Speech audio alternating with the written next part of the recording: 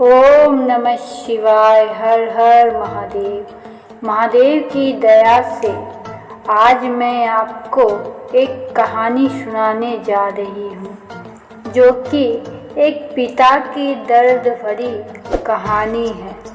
एक गांव में एक छोटा सा बच्चा था। उसके पिता तो थे, लेकिन माँ की मृत्यु हो गई थी। पिता सारा दिन काम करता और अपने बेटे को पाल पोस कर बड़ा करता है। वह सारे सुख अपने बेटे को देता है, जो एक माँ दे सकती थी। उस पिता ने कभी कुछ नहीं मांगा, सिर्फ इतना ही मांगा कि मेरे बेटे को कोई परेशानी ना हो। दिन बीतते गए। बेटा पढ़ लिख कर अच्छा जॉब भी करने लगा है और वह शहर में रहने लगता है। कुछ दिन बाद वह अपने पिता से मिलने आता है और कहता है, पापा, मुझे कुछ पैसों की ज़रूरत है। मैं चाहता हूँ कि शहर में ही ज़मीन लेकर अपना घर बना लूं। पिता इस बात को सुनकर बहुत खुश होते हैं। सोचते हैं कि मेरा बेटा एक ना एक दिन नाम करेगा। जिंदगी भर की बचाई हुई पूंजी को निकाल कर अपने बेटे को दे देते हैं। बेटा शहर चला जाता है और उन पैसों से अपना घर बना लेता है। पिता इधर इंतजार करता रहता है कि मेरा बेटा फिर से आएगा। एक ना एक दिन तो मेरे पास आएगा ही। जाएगा कहाँ? उसके पास अब कोई नहीं जाता था, क्योंकि ना ही अब उस पिता के पास पैसे थे और ना ही रहने का जगह था। कुछ दिन बाद बेटा फिर लौट कर आता है और अपने पिता से कहता है, पापा, अब आप दादाजी बनने वाले हैं। पिता को बहुत खुशी होती है। इस बात को सुनकर वह कहते हैं, तू मुझे मेरी बहू और पोते से कब मिलाएगा? बेटा कहता है, बस पापा, थोड़े दिन और। पापा, मुझे कुछ पैसे की ज़रूरत है, क्योंकि आजकल थोड़ा जॉब में खींच-बीच हो रहा है, जिसके कारण से मुझे कुछ दिन के लिए सस्पेंड कर दिया गया है।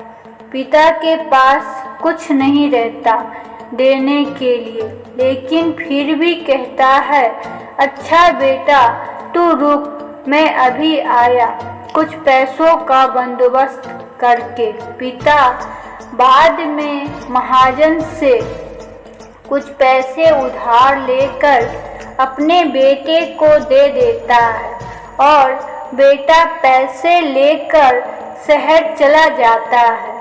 बरसों गुजर जाते हैं। पिता सोचते हैं कि मैं तो अब दादाजी बन गया हूँ। मेरा बेटा पता नहीं मेरे पोते को लेकर कब आएगा। फिर सोचने लगते हैं, समय नहीं मिलता होगा, इसीलिए मेरा बेटा अभी तक नहीं आया, वरना आया जरूर होता। तब तक महाजन 2-3 आदमी को लेकर उस पिता के घर आता है और कहता है कि आपके पैसे देने के मुताबिक मैं पूरे 3 महीने बाद आया हूँ अपने पैसे ले जाने के लिए। अब आप मेरे पैसे वापस दे दो मुझे। महाजन कहता है, जब पैसे देने नहीं थे तो आपने मुझसे उधार क्यों लिया? तभी पिता कहते हैं, ठीक है रुको, मैं तुम्हारे लिए पैसे का बंदोबस्त करके आता हूँ। और वहाँ के नज़दीकी अस्पताल में चले जाते हैं और वहाँ जाकर अपना ब्लड डोनेट करते हैं और अपनी किडनी बेच देते हैं और उस महाजन का कर्ज छुटा कर देते हैं। किडनी बेचने के बाद उनकी स्थिति और भी खराब हो जाती है और वह उस राह में जी रहे थे कि मेरा बेटा एक दिन आएगा जरूर। इस आस में जीते जीते एक दिन पिता की मृत्यु हो जाती है, परंतु उस बेटे को अपने पिता को आग देने का भी नसीब नहीं होता। वह बेटा वापस लौटकर नहीं आता देखने के लिए कि मेरे पिता कैसे हैं। तो यह थी एक पिता की दर्द भरी कहानी। प्रेम से बोले हर हर महादेव। ओम नमः शिवाय। शिव शंभु शिव शंभु।